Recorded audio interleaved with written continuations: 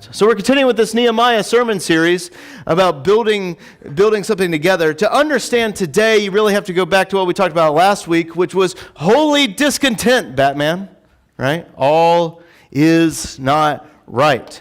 That's what we talked about. Because Nehemiah had heard about the condition of Jerusalem. He heard about the condition of the walls and the gates and the city itself. He had heard from Ezra about the condition, and he's just like, he has this agony, and he prays. And he actually has a pretty good response, one that I think we should listen to. He immediately confesses to God. It's like, we are so sinful. We are so sinful. And it's our normal thing to do is just start pointing the fingers at other people. It's like, you are so sinful, that's why the city's in shambles, right? But that's not what Nehemiah does. He goes, I and my people are sinful. And I think that's a good place to begin. But there's a hint about something right at the end of that. And that's what we're talking about today. It says that Nehemiah was the cupbearer. So who is the cupbearer to? Artaxerxes. Artaxerxes. We've heard of this guy before. He's the son of Xerxes of 300 fame. That's not real. I don't know. I think two of you have seen that movie, right? That's it was a graphic novel before then. You know what graphic novels are? Yeah. Okay. Good. So it was Xerxes. He was the son of Xerxes, And here's the thing that's interesting. This is why you got to read Ezra and Nehemiah together. Artaxerxes wasn't really a big fan of Jerusalem. Wasn't really a big fan of them because Ezra had already wanted to rebuild the city. He wanted to rebuild the city. So he asked Artaxerxes, asked the king if he could rebuild it. This is the king's response, right? So it's in Ezra chapter 4. Beginning with verse 19, and we'll skip down a little bit. And so the king makes a decree to Ezra. And he says, and I made a decree, and a search has been made, and it has been found that this city of old has risen against kings, and that rebellion and sedition have been made in it. Is that positive? No. Can you imagine if your entire city, if your entire grouping, your entire tribe is just known by everyone around? It's like, that is a people that will uprise against you at the moment of a drop of a hat, right? Can you imagine if that's your reputation? It's like, yeah, it's Kevin, you got 5th grade. Do you know which kid this is already? Yeah, right? Which one of you three? It's Willie's like, it's me. That's over there. But so then we skip down a little bit. It's like, therefore make a decree that these men be made to cease, that the city be not built until this decree is made by me. Not exactly a positive thing going on, right? It's like these people, they will uprise and take everything you love and own. They need to be squashed, basically. Like they are awful, right? Yet, Nehemiah, he sees the condition of a city, and he is the cupbearer. Cupbearer. Now, that's a big deal. I know some of you are like, cupbearer? He's just the guy holding the cup. He's bearing the cup, right? Like that's no.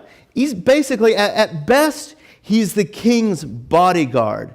At the very worst, he's the king's food taster. Right? Is this a trusting position? Yeah, right? It's a huge trusting position because it's like, Nehemiah, I don't trust him at all, but he can try all my food before I eat it. Yeah, whatever. That's a huge trusting position. How did he get into that position? By being a trusting fellow, right? Was it by being a rebellious fellow? Was it like being like Willie? No, I'm making fun of Willie here. Willie's a good kid. I like you, Willie. It's the one next to you I don't trust. Not that one. Her. She doesn't give me the locket stuff. No, I'm kidding. It's great having you guys here. We love it. But the rebellious nature. The rebellion, that's not, he became a servant. And we could see that the king is nervous about all this stuff, and he's watching over all of this.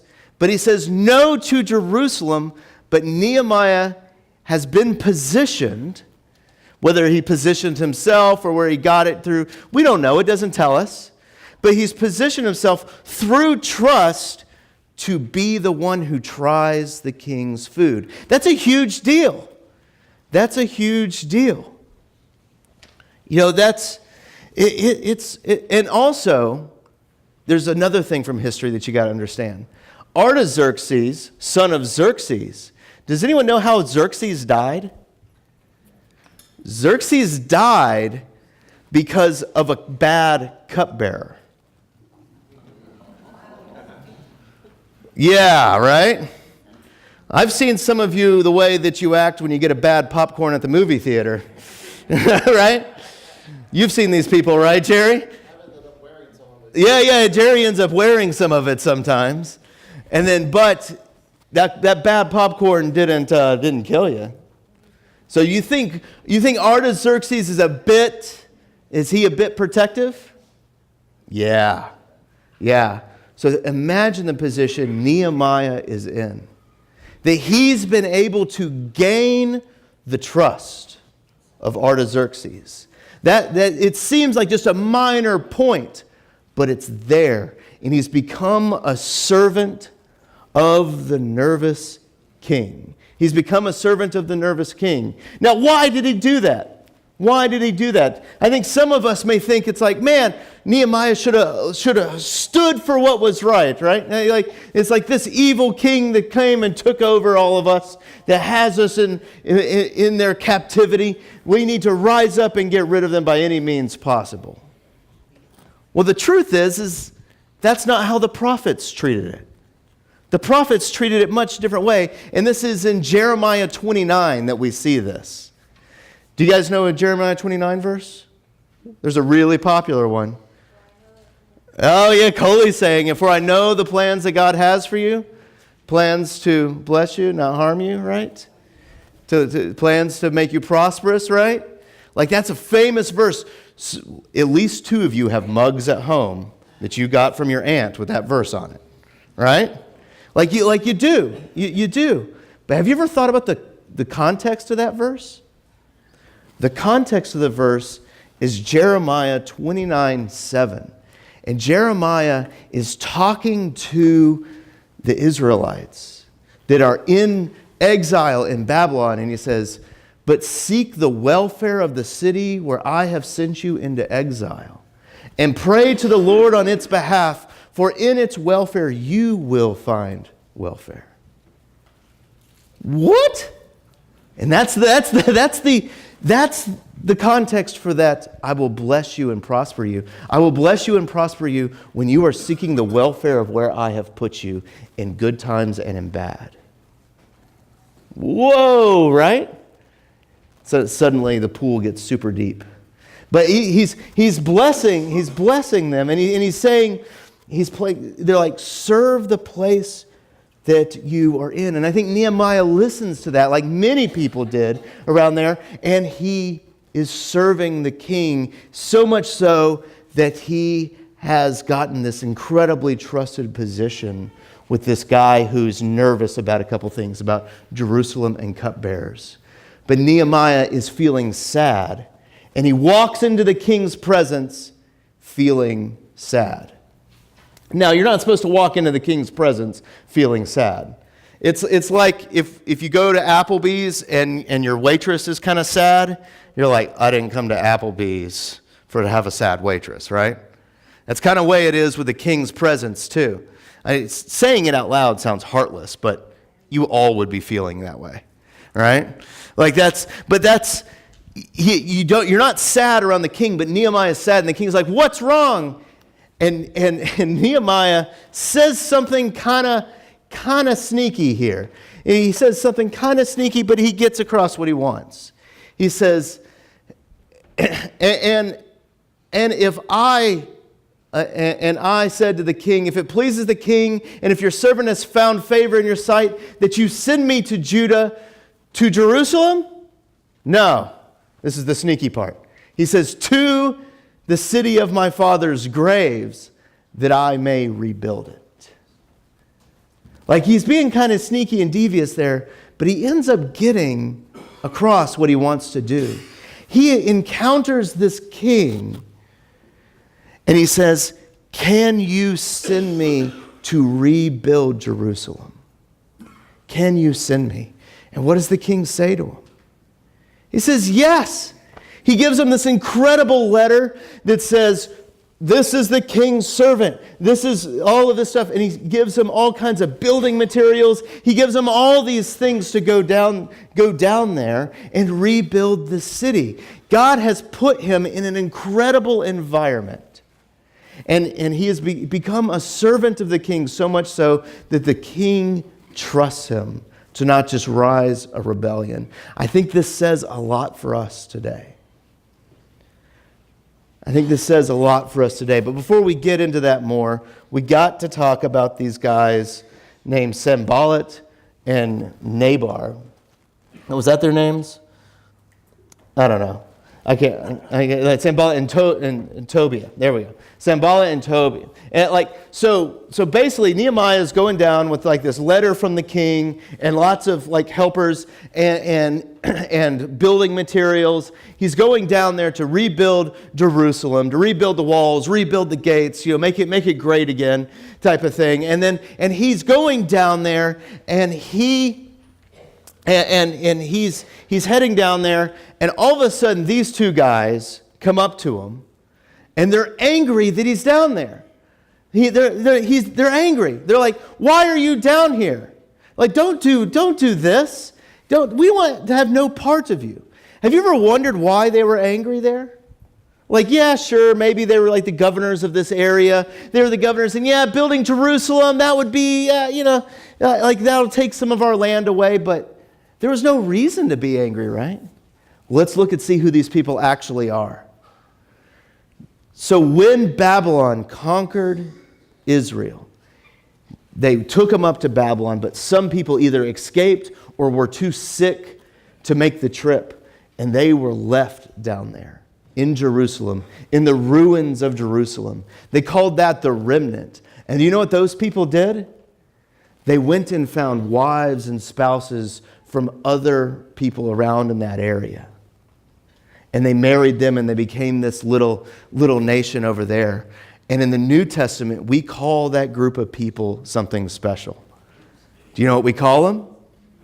The Samaritans. Do these people have a claim to Jerusalem? Yeah, they do. And suddenly Nehemiah comes down there and wants to rebuild Jerusalem and take it from them? Ooh, right? No wonder they're upset. No wonder they are the hated race, because they are the ones that intermarried with other people. They were the ones that didn't have to go up into exile into Babylon.